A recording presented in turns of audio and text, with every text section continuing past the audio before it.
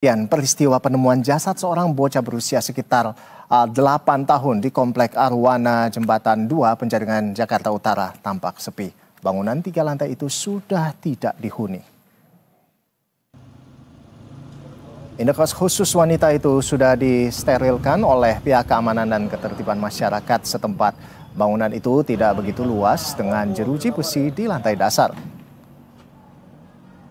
Ada total 6 kamar dengan rincian 3 kamar di lantai 1 dan 2. Korban diketahui merupakan anak dari pemilik kosan yang tinggal di lantai 3. Adapun dari total 6 kamar yang disewakan, 5 diantaranya telah dihuni.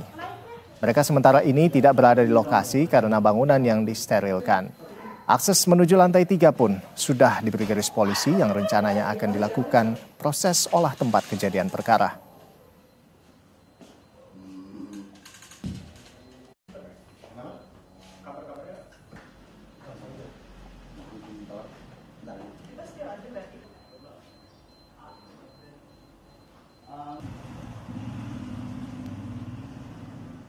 Dan untuk mengetahui kondisi terkini sudah ada reporter Berita 1 Basudewa Supraja serta juru kamera Eko Miadi.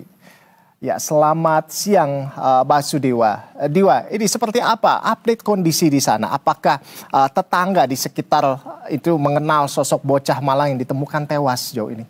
Seperti apa? Silakan Dewa. Ya, selamat siang Rolando. Saat ini perlu saya jelaskan terlebih dahulu. Saya berada di depan halaman tempat kejadian peristiwa di mana ditemukannya jasad perempuan bocah berusia sekitar 8 tahun yang ditemukan sudah membusuk di salah satu bangunan indekos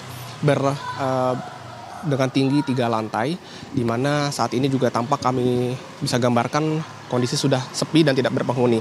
Dan memang ada dikatakan beberapa warga juga bahwa pihak dari korban merupakan seorang ibu yang juga merupakan pemilik dari indekos yang menjadi lokasi tempat penemuan jasad korban tersebut. Dan saat ini saya bersama salah satu warga sekaligus juga pihak keamanan setempat dengan, halo Pak, selamat siang, dan Bapak siapa Pak?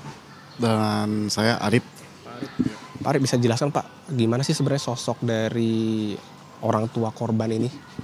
Orang tua korban ya seperti biasa ya, kalau misalnya ketemu sama orang ya tegur, nyapa. Cuman kalau dilihat kayak semacam memiliki kelainan gitu.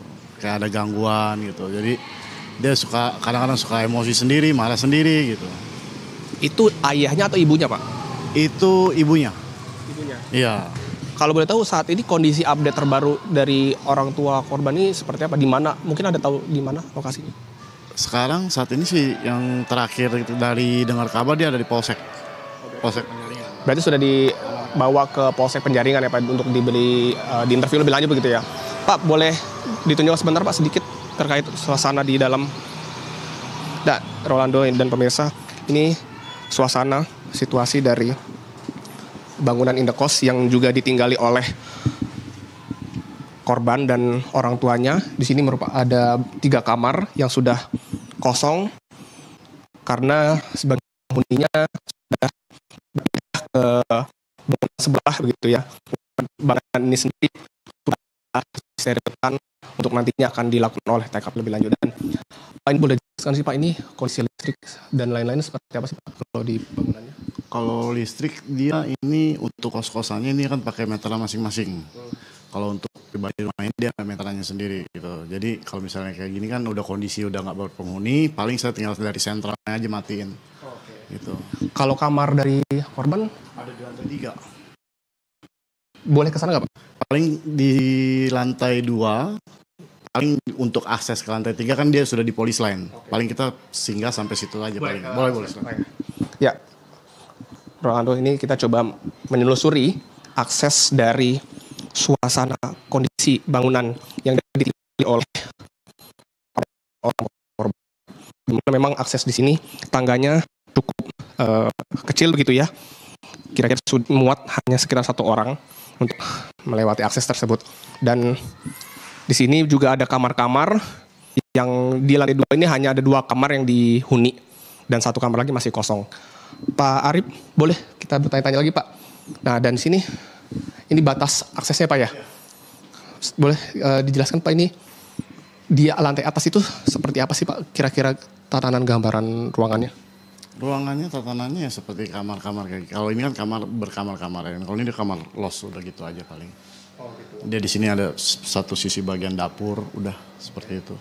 Berarti penghuni itu juga yang punya ya Pak ya? Iya. Sempat ada masalah nggak sih Pak penghuni dari orang tua korban ini dengan warga sekitar? Nggak ada ya, normal-normal aja. Ketemu saya pun masih tegur sapa. Oke. Berarti memang sebenarnya kalau dibilang normal ya Pak ya? Sejauh ini apakah dari kesaksian warga sendiri seperti apa Pak? Kesaksian warga sendiri yang utama yang pada penghuni kos ini. Penghuni kos di sini, itu dia sering dengar-dengar anaknya, dia mukulin anaknya gitu. Berarti Anda suka teriak-teriak juga ya Pak ya? Oke, baik. Baik pemirsa dan juga Rolando, saat ini memang kondisi lokasi dari tempat kejadian peristiwa tidak bisa diakses ke atas karena juga sudah diberikan polis lain, artinya kita tidak boleh melewati batas ini. Namun jika bisa kami gambarkan, memang masih ada sedikit aroma-aroma yang kurang sedap di sekitar sini karena kami belum tahu apakah ini memang dari bekas dari jenazah korban yang sudah membusuk sebelumnya atau ada aroma-aroma lain, karena yang pasti kondisi di sini juga masih cukup berantakan dan belum terurus kembali. Kembali ke Anda Rolando. Baik, terima kasih Basudiwa atas laporan Anda dan selamat bertugas kembali.